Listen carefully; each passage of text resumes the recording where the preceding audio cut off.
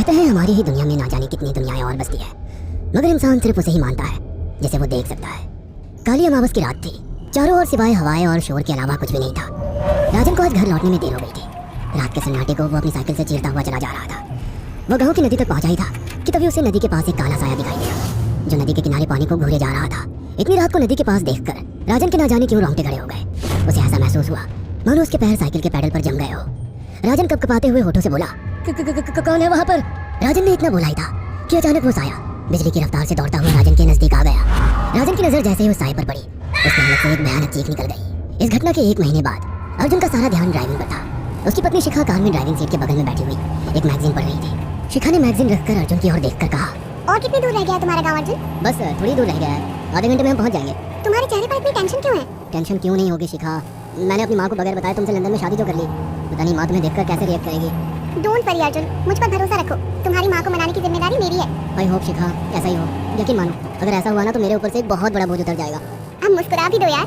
अच्छा तुम बता रहे थे कि गांव में तुम्हारी बहुत बड़ी हवेली बनी हुई है, कुछ बताओ ना अपनी हवेली के बारे में। अरे 15 मिनट में हम वैसे भी पहुंचने वाले हैं, तुम खुद देख लेना। कुछ ही देर में अर्जुन अपने गांव वीरपुर अपनी हवेली में खड़ा हुआ था। अर्जुन की माँ अर्चना देवी अर्जुन के स्वागत के लिए हवेली के बाहर खड़ी हुई थी। अर्जुन ने दौड़कर अपनी माँ के पैर छुए और डरते हुए बोला, ये शिखा है माँ, मेरी पत्नी। हम दोनों ने लंदन में शादी कर ली। अर्जुन की बात सुनकर अर्चना देवी मुस्कुराकर बोली, कोई बात नहीं बेटा, एक ना एक दिन तो तुझे शादी करनी ही थी। इतना बोलकर अर्चना ने अपनी बहू को गले लगा लिया और वो अंदर आने का इशारा करती हुई वहां से चली गई। अर्जुन को अपनी माँ का ये बिहेवियर देखकर बहुत ज्यादा हैरत हुई। उसे उसकी माँ इस बार बहुत बदली हुई सी लगी। अर्जुन पूरे 10 साल बाद लंदन से आया था। अर्जुन उन्हीं ख्यालों में खोया हुआ था कि उसके कानों में उसकी पत्नी शिखा की आवाज टकराई। अब क्या बाहर ही खड़े रहने का इरादा है क्या? अंदर नहीं चलोगे? कौन से ख्यालों में गुम हो गए? मुझे लगा था माँ को मेरी शादी के बारे में जानकर बुरा लगेगा, मगर माँ को तो जैसे कोई फर्क ही नहीं पड़ा। अजीब आदमी हो, ये तो अच्छी बात है। मुझे मेहनत करने की जरूरत ही नहीं पड़ी। चलो अब अंदर भी चलो। अर्जुन और शिखा अंदर की ओर चले गए। अर्जुन ने देखा कि उसकी हवेली में सन्नाटा पसरा हुआ था। उसे याद था कि उसकी हवेली में बहुत सारे नौकर चाकर हुआ करते थे। डाइनिंग टेबल पर डिनर के दौरान अर्जुन अपनी माँ से जो बोला वो सुन उसकी पत्नी शिखा और रहस्यमय अंदाज में मुस्कुराकर लगातार देखे जा रही थी। माँ, हवेली के सारे नौकर कहाँ गए? मैंने सबको छुट्टी दे दी बेटा।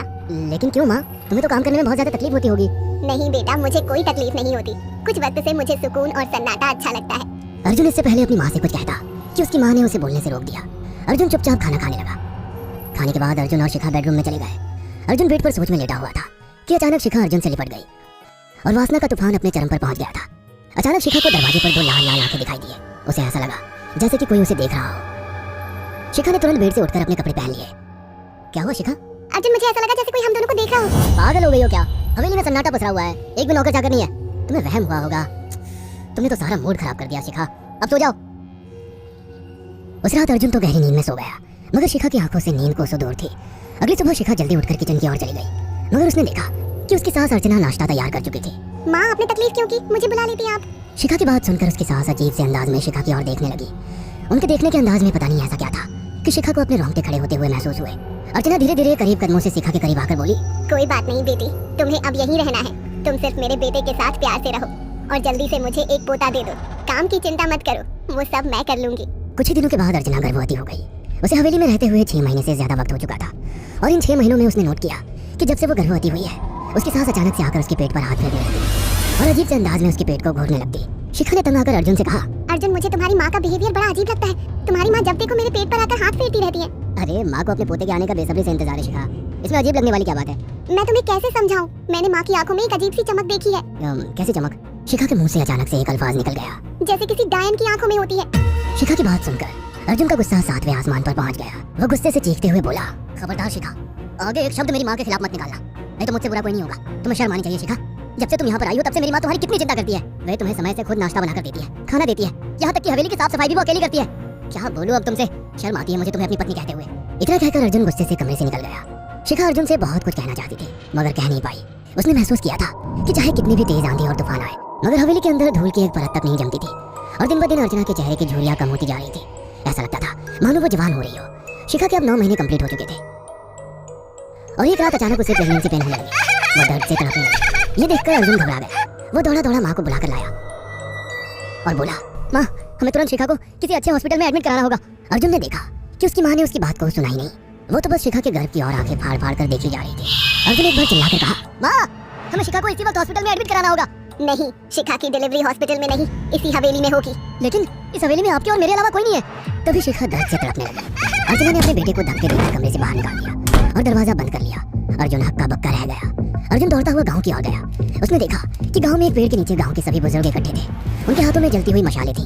अर्जुन उनके पास पहुंच गया और बोला, मेरी मदद कीजिए, मेरी बीवी को प्रेगनेंसी दर्द हो रहे हैं, आप प्लीज किसी भाई को बुला लीजिए, जितना पैसा चाहिए देने को मैं तैयार हूँ। तभी उसके कानों में गांव के सरपंच की आवाज टकराई, बेवकूफ लड़के, तू अपनी बीवी को एक डायन के यहाँ पर मरने के लिए छोड़ आया। क्या कहना चाहते हैं आप जानते हैं आप क्या कह रहे हैं? वही जो तू सुन रहा है, तेरी माँ एक डायन है। इन गाँव वालों के हाथों में जो मशाले देख रहा है ना, हम तेरी ही हवेली में आग लगाने जा रहे थे। तेरी माँ ने इस गांव में ना जाने कितने नौजवानों को मार कर खाया है। तेरी माँ एक डायन है। लगता है आपका दिमाग खराब हो गया है। आप जानते भी हैं मैं कौन हूँ? हाँ, मैं जानता हूँ, तू ठाकुर धीरेन्द्र प्रताप का बेटा है। तेरे पिता को शक हो गया था कि तेरी माँ एक डायन है, इसीलिए उन्होंने तुझे हमेशा उससे दूर रखा। पहले तेरी माँ ने तेरे पिता को मारा और धीरे धीरे करके वह हवेली के सारे नौकरों को मार कर खा गई और फिर गाँव वालों को भी मारने लगी। और अब तो तेरे होने वाले बच्चे को खाएगी, क्योंकि डायन को नवजात शिशु का मांस खाना बहुत पसंद होता है। अगर मेरी बात पर यकीन नहीं है तो चलकर मेरे साथ तो खुद अपनी आंखों से देख ले। इतना कहकर सरपंच अर्जुन को लेकर हवेली की ओर चल पड़ा। उसके पीछे कई लोग थे जो जलती मशाले पकड़े हुए थे। हवेली के अंदर घुसकर उन्होंने उस कमरे के दरवाजे को तोड़ दिया जहाँ पर शिखा थी। कमरे का मंजर देखकर अर्जुन के रोंगटे खड़े हो गए। उसने देखा कि उसकी माँ एक बेहद भयानक रूप में उसके बच्चे का मांस खा रही थी और उसकी पत्नी शिखा फर्श पर मरी हुई पड़ी थी और पूरा फर्श खून से लाल था। अर्जुन को अपनी आंखों पर यकीन नहीं आ रहा था कि तभी उसकी माँ उसके ऊपर झपटी।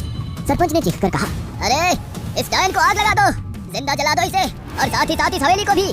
सभी लोगों ने जलती हुई मशाले डायन के ऊपर फेंक दी। देखते ही देखते डायन दर्द से चीखने और चिल्लाने लगी और कुछ ही देर में वो जलकर राख हो गई। हवेली में आग लगते ही सभी लोग अर्जुन को खींचकर बाहर ले आए। अगले दिन अर्जुन अपनी पत्नी की यादें साथ लेकर आंखों में आंसू लिए दोबारा लंदन वापस चला गया। अगर आपको हमारी ये कहानी पसंद आई हो तो इसे लाइक और शेयर करना ना भूलें। साथ ही ऐसी और नई कहानियों के अपडेट्स पाने के लिए हमारे चैनल अक्षु टीवी को जरूर सब्सक्राइब करें।